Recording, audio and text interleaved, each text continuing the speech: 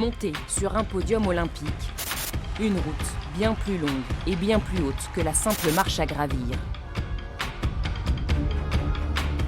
C'est un chemin, fruit d'un rêve qui a germé très tôt dans la vie d'un athlète.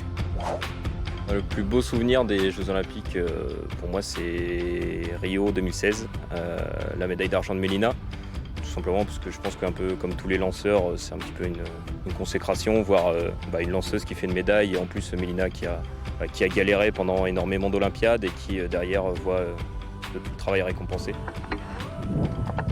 Un chemin qui se compte en kilomètres pour Jean-Baptiste Bruxelles. Ça n'a pas l'air comme ça, mais il en fait des bornes pour aller chercher son engin. Un marteau de 6 kilos qu'il envoie à près de 81 mètres. De quoi faire de lui un espoir de sa discipline pour les Jeux de 2024. J'ai pas envie de dire que c'est un rêve parce que ça a une notation un petit peu, on va dire, inatteignable et voilà. On va dire que c'est un objectif, c'est quelque chose que j'ai vraiment envie de faire et j'ai envie de performer sur cette compétition. C'est à la maison, tu représentes ton pays chez toi, je pense que c'est un petit peu l'objectif de tous les athlètes et y a des milliers de personnes qui tueraient pour avoir une place là-bas. Donc, dire que c'est le plus gros objectif peut-être d'une vie en fait. Attention d'être bien dans la boule sur la première poussée. Hein. Il y a un peu d'épaule, bien dans la boule, élastique, prise d'avance. Cet objectif, il le partage avec son coach. Ouais, t'as bien établi parce que sur le départ, c'était chiant. Ouais, et puis tes premières pauses, les deux un peu molles, ton axe il était comme ça. Et, par contre, tu reprends bien sur 3-4, tu l'as remis. À 19 ans, il s'entraîne 6 fois par semaine. Pas autant qu'un athlète adulte, mais suffisant pour le ménager pour l'avenir. C'est long en fait, faire un lanceur de marteau, c'est 10-15 ans de travail. Donc il faut le préserver au niveau physique, la musculation c'est encore tranquille, il n'est pas encore sur des grosses barres, ça viendra beaucoup plus tard.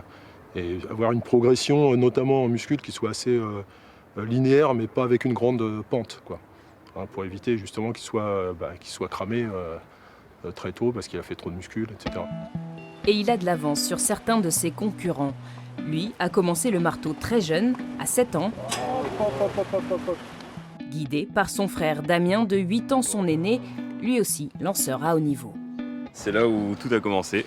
J'ai commencé le marteau avec ça, ce petit marteau de 350 grammes. Et puis tout simplement, je lançais ici, dans le secteur là-bas. Avant, il n'y avait pas tous les grillages, tous les arbres, il n'y avait rien de tout ça. Et puis du coup, je lançais, puis il me coachait. Il m'a toujours un peu suivi sur, on va dire, tout. Chaque fois que je faisais un truc, il faisait pareil ou tout ça. Et puis en fait, ça s'est fait naturellement, quoi. Il est venu quand j'ai commencé, il a commencé en même temps que moi, quoi. C'est Laurence, leur mère, qui a construit cette aire de lancer dans le jardin. J'ai la même finale que maintenant, comme aux Europes. Tout en opposition. Son soutien est l'une des fondations des performances de son fils. On est là pour lui, tout simplement. Et c'est lui qui gère tout. On le pousse pas.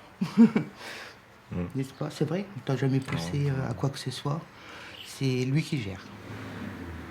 Il nous fait passer par toutes les émotions. Aussi bien les rires, les pleurs, les angoisses. Et puis, non, c'est une très belle fierté pour nous, quoi. Multiple champion de France dans sa catégorie d'âge, il collectionne les titres et les médailles internationales. L'une des dernières, au championnat d'Europe junior, lui a laissé un goût amer.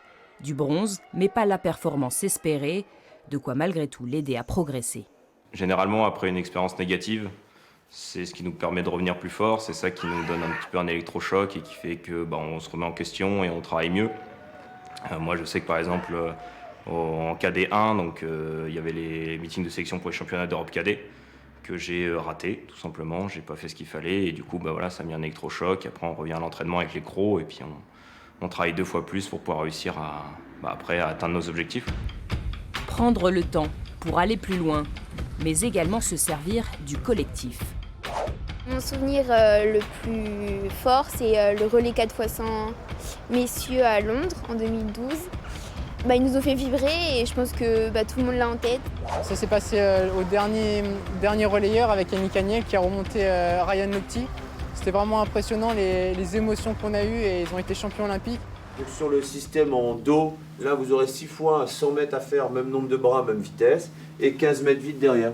Au pôle natation d'Amiens, on vient de toutes les régions pour se frotter à la concurrence. Enzo Tezic et Mewen Tomac reviennent des Jeux Olympiques de Tokyo.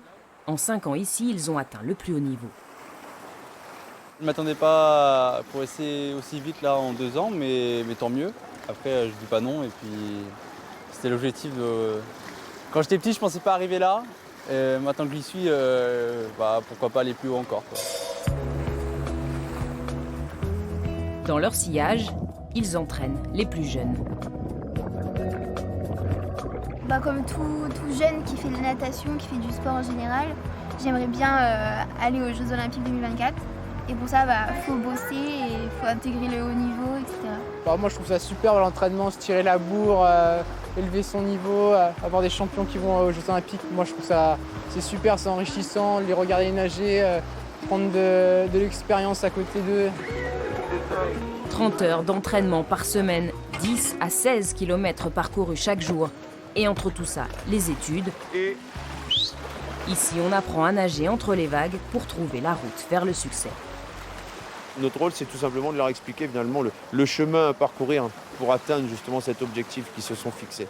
On va dire que la vision, en tout cas qu'on partage et qu'on essaie de leur inculquer, nous, il y a beaucoup de travail de polyvalence, c'est-à-dire qu'on est assez convaincus de ce travail en transversalité.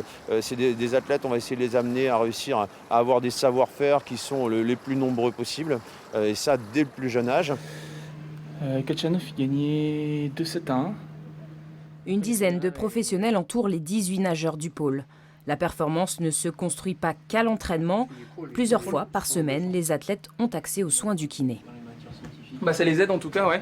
Surtout pour prévenir un petit peu les blessures musculaires et surtout faciliter la récupération. Le but, c'est qu'ils soient le plus efficaces dans l'eau le plus vite possible, quoi. Donc ouais, ça les aide bien à récupérer quand même. Par rapport à tes objectifs... Ne pas se laisser submerger par les émotions en compétition, ça s'apprend également. Toutes les 2 semaines, les sportifs peuvent consulter un préparateur mental qui s'assure de leur bien-être général. Sur la première course, tu n'as pas senti la pression par rapport à cette qualif? Si, mais bon, ça va. Tu l'as bien géré? Oui. Tu l'as géré parce que tu te disais? Parce que je savais que j'avais déjà fait le temps et comment j'avais nagé le matin. D'accord, donc tu t'étais rassuré déjà parce que tu étais capable de faire, quoi. Et de ce que tu avais fait le matin, quoi. Ouais, c'est ça. D'accord.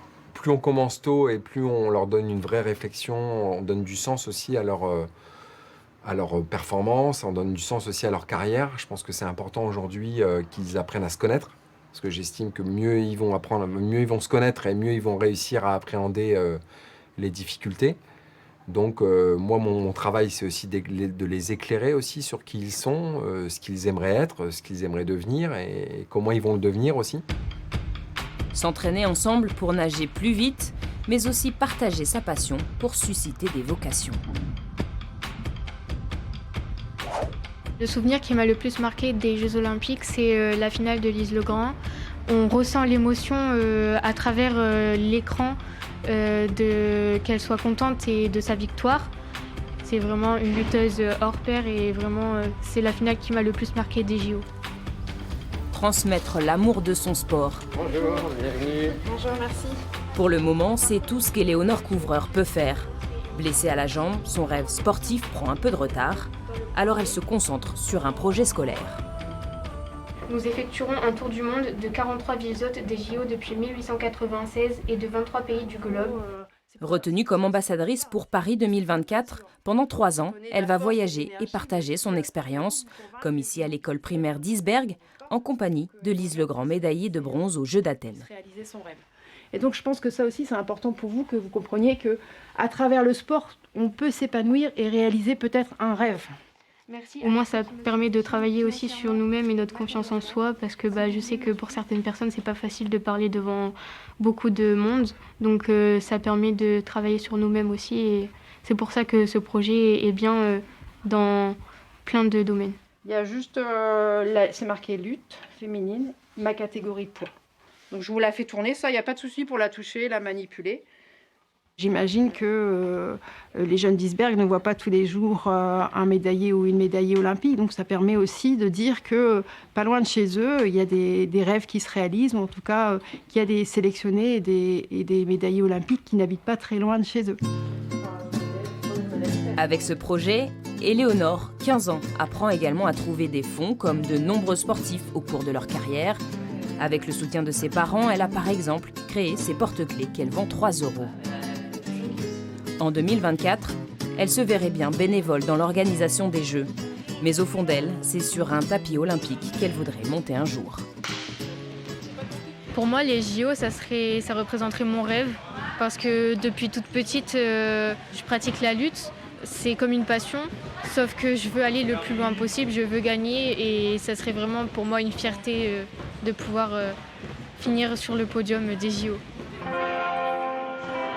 Une vocation olympique qui naît de l'expérience et du partage. Un savant cocktail de patience, de collectif et de volonté. Un breuvage qui leur permettra peut-être de gravir la route vers le sommet de l'Olympe.